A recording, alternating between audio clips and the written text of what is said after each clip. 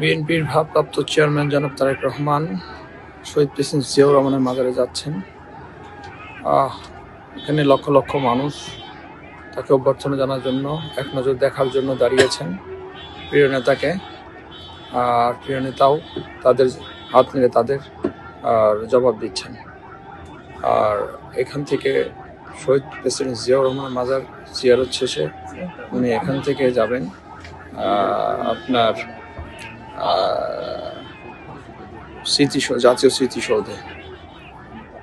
এখন অবস্থান করছি আমরা আপনার নব থিয়েটারের সামনে অবস্থান করছি।